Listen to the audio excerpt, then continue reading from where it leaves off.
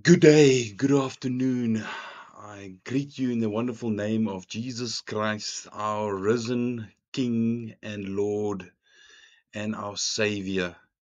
What a wonderful day it is to know that Jesus Christ rose from the dead and that He will reign forever. Now, as I promised, we're going to start with our first typology. The first person that we're going to look at is going to be Adam. And I want to start with Adam so that we can have a few ground rules so that we can have a look at what the first Adam did. So let's get started. And Adam was the first man created by God and was perfect like Christ as a man before he sinned and became sin conscious. So what I'm saying is that when Adam was created, he was perfect like Christ with no sin consciousness. But because that he failed the command of God, he brought sin into this world. Now, if we read in Genesis 3, verse 6 and 7, then we will see it says, "And when the woman saw that the tree was good for food, and that it was pleasant to the eyes, and a tree to be desired to make one wise, she took of the fruit thereof, and did eat, and gave also unto her husband with her, and he did eat. And the eyes of them both were opened, and they knew that they were naked, and they sewed fig leaves together, and made themselves aprons." Here we can see that when sin came in, Adam and Eve became sin conscious, that they saw their nakedness and that they wanted to cover themselves. So if we're going to read Romans 5, verse 12 to 21, in this passage, Paul is addressing the people from Rome, the congregation in Rome, and he explains in this passage exactly what Adam and Christ got in common and what the differences are between them. So if we can go and read that passage, we can see a few facts in regards with that. Now from verse 12 it starts, "Sin came unto the world through one man, that is Adam, and his sin brought death with it. As a result, death has spread to the whole human race because everyone has sinned."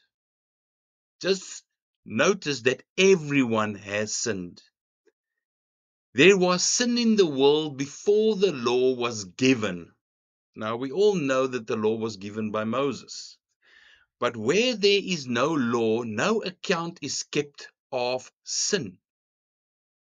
But from the time of Adam to the time of Moses, death ruled over the whole human race, even over those who did not sin in the same way that Adam did when he disobeyed God's command. Adam was a figure of the one who was to come. Here we can see where in Romans 5 that Adam was a figure of the one who was to come.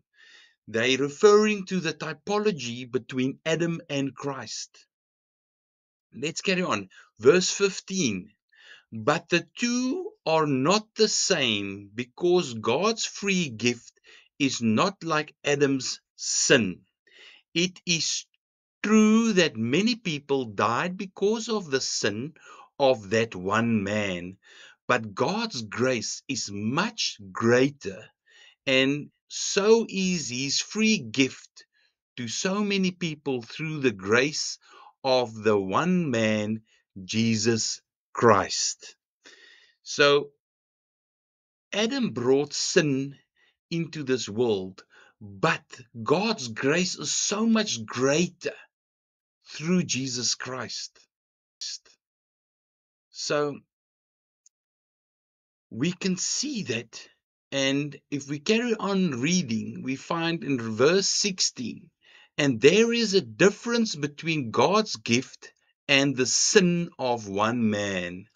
After the one sin came the judgment of guilty.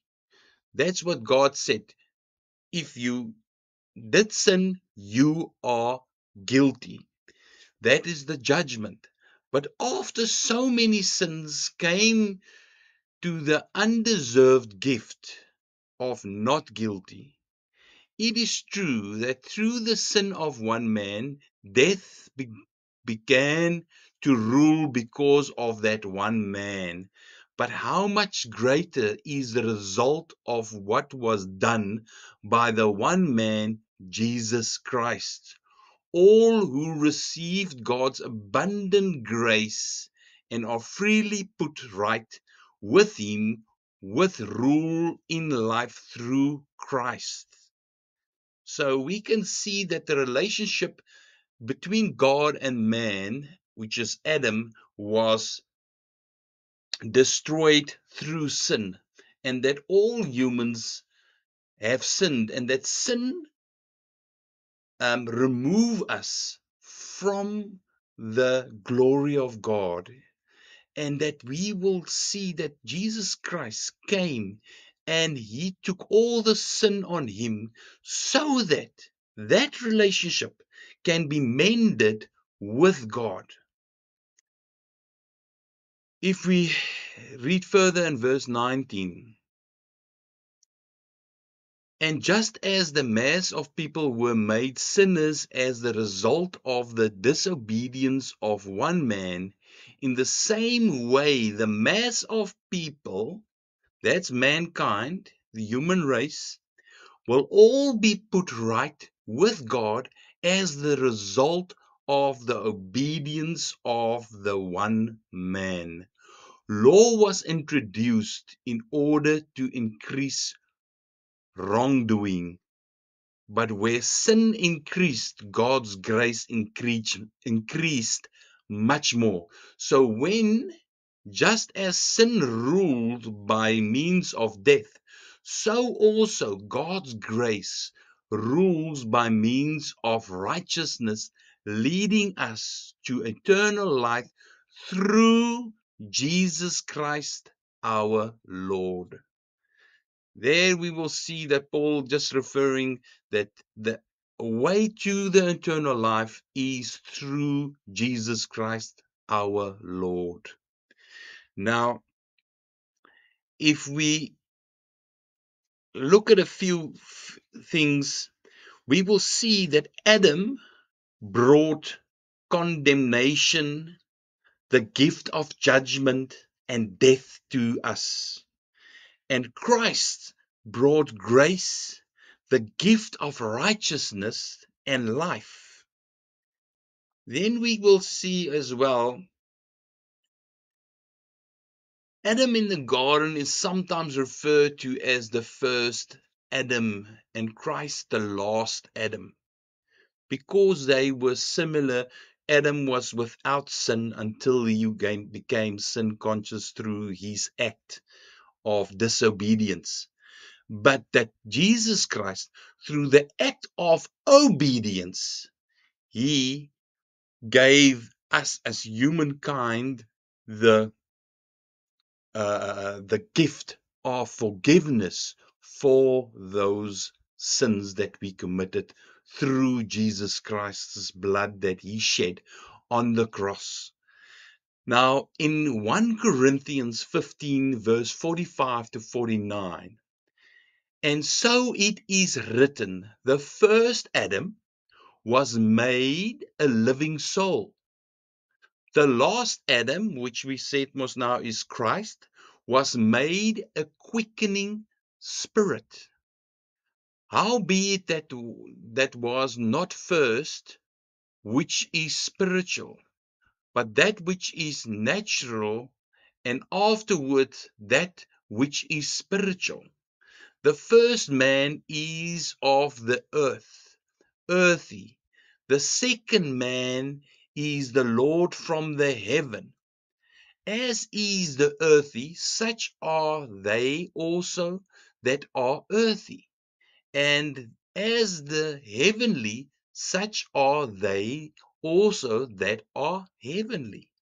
And as we have borne the image of the earthy, we shall also bear the image of the heavenly, which Paul explains here to the the congregation of Corinth, that we as was born in the image of the first Adam in sin, but through Christ we will bear the image of him, the heavenly, as he says in the Bible, that we will be gifted a body like Christ after the resurrection, so that we all will have the same glorified body as Christ had his glorified body after his resurrection. So we shall also bear the image of the heavenly. So, a few things to note. Adam was a living soul. You will also see that in Genesis 2, verse 4, that he refers to when Adam was made, that he was a living soul. And we will see here also in this passage in Corinthians that the Adam was natural and earthly, where Christ was a quickening spirit. He was spiritual and heavenly. In Genesis 2, verse 4 to 25, we see the creation of man and woman, and we also see the resemblance in that passage of Christ and his bride, the church, in Genesis 2.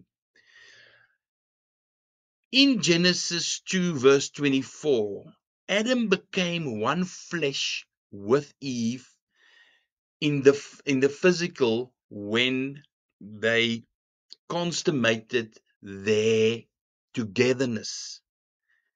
But now in Ephesians 5, verse 22 to 24, we can see that Christ became one with the church, the spiritual oneness, that Christ is the head of the church, the body of Christ.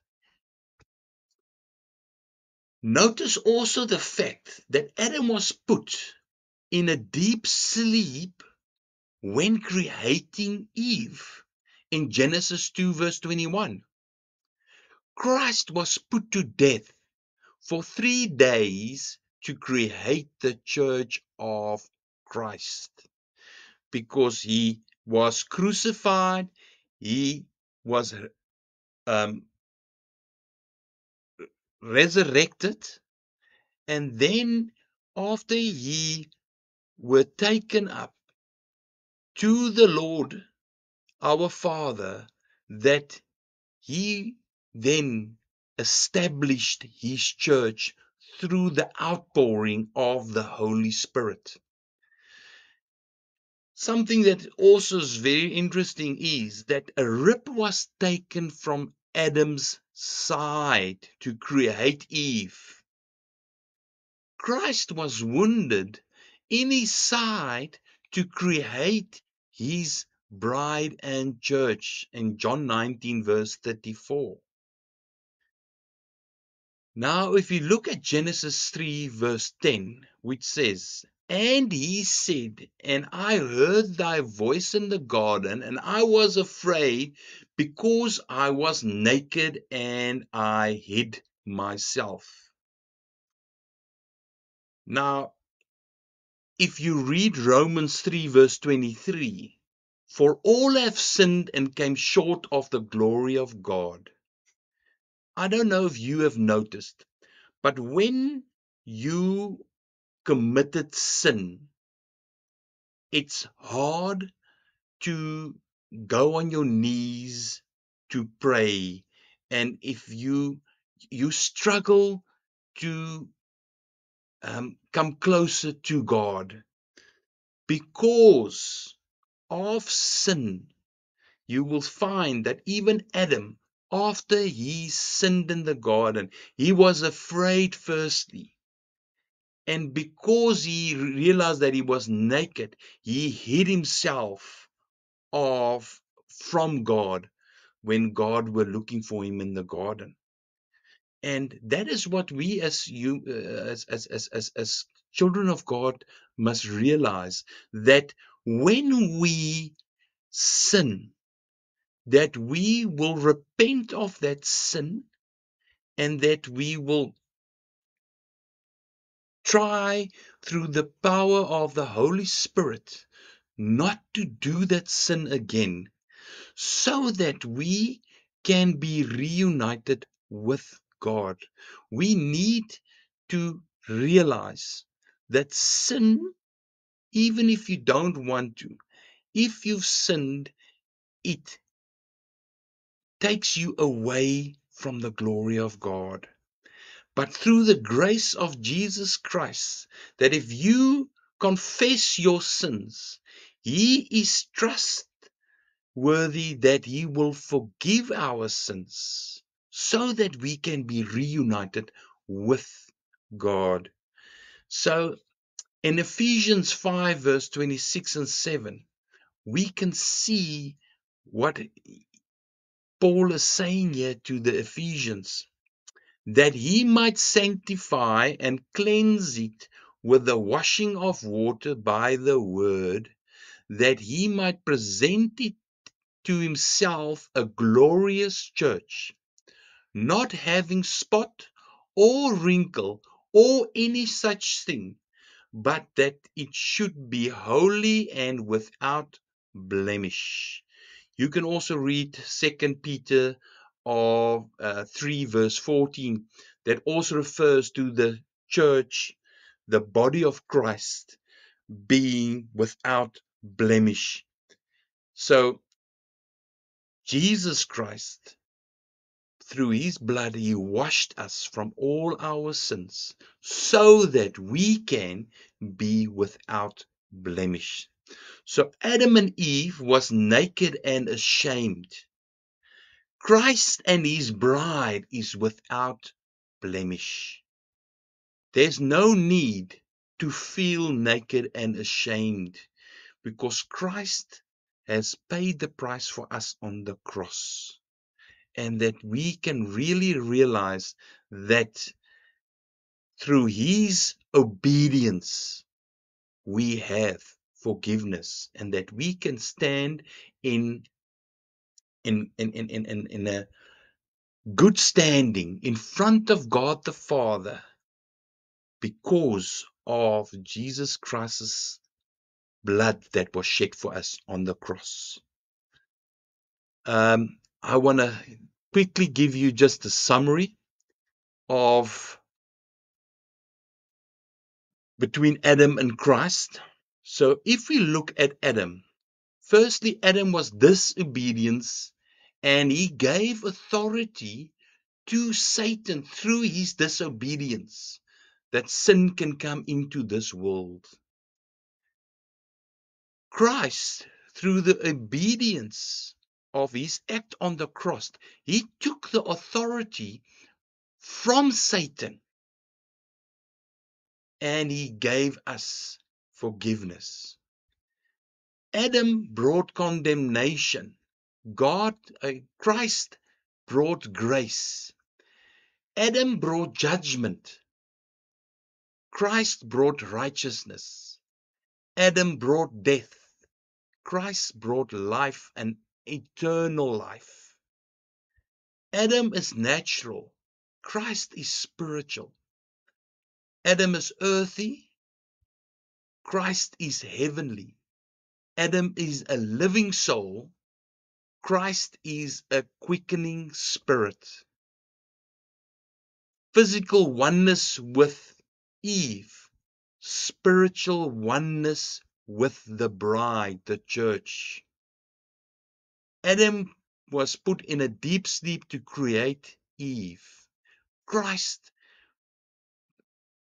had died for us and was 3 days before he was resurrected to create the bride, the church, the body of Christ. So Adam gave a rib to create Eve. Christ given his body and he was pierced in his side and he gave his blood to create the bride. Adam caused all human to be infected with sin. Christ caused forgiveness to all mankind for sin. Adam was naked and ashamed. Christ was without blemish. And his bride was also presented through Christ without any blemish. Adam was tempted and he failed. Christ was also tempted and he prevailed. He passed. So we can see through Adam and through Christ the differences. And this is what is so beautiful, that we will always see through typology that God the Father had a plan from the beginning to give us redemption of our sin through Jesus Christ, his begotten Son, which he has given to us to be forgiven of the sins that we were born into. I thank you for this opportunity. I hope that you enjoyed this video.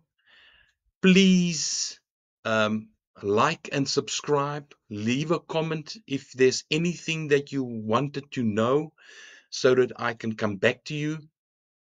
And may you have a blessed week, and may God be with you, and may the Holy Spirit lead us in our walk every day. Thank you.